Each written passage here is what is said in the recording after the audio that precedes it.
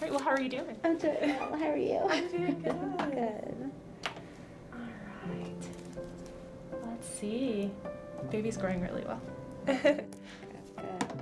Working with people with substance use disorder is important to me in my own recovery.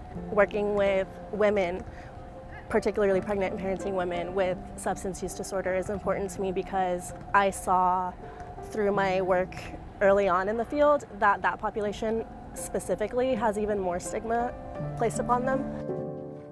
So I'm Britt Westmoreland. I am a recovery coach doula for the University of Colorado. I decided to get into this role because I'm in recovery, which brought me to the field in general. But then I had a kid 2 years ago and I ended up having a doula.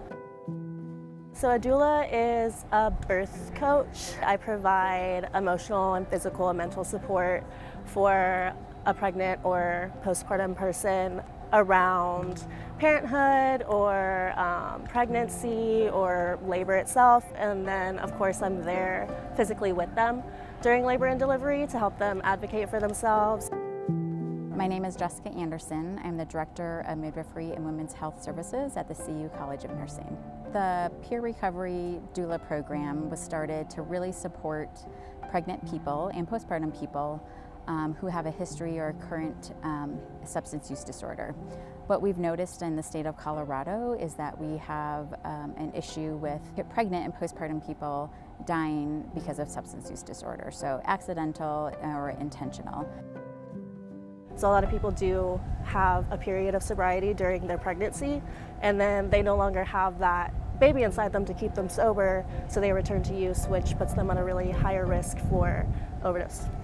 So having that support specialized in substance use disorder on top of like parenthood to help them through that really difficult time, I think is very important in changing that maternal mortality rate.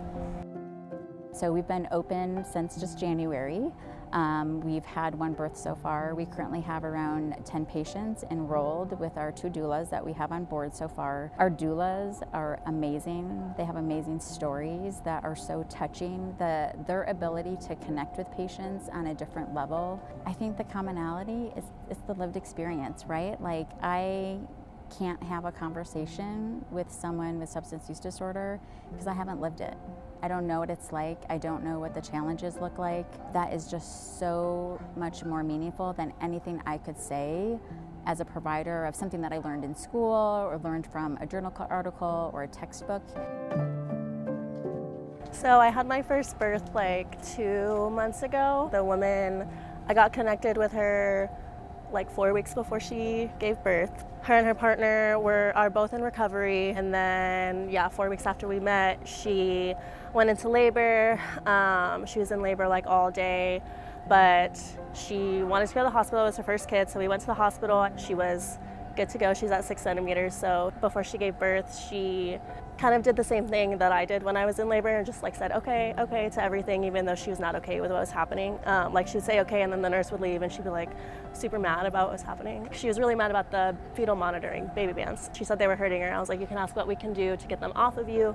You know, you have options. You don't just have to say okay. But that just like flipped a switch in her, and I saw like every time the doctors were like, this is what we're gonna do, they were like flipping her around and everything, and she was like, why are you doing this? What is this doing? And I just thought that was really great, like just her knowing that she could ask that. I love working with Britt. The passion, she is so caring. She knows she wants to be in the space. Like you can just see, like she gets jazzed by her ability to support people.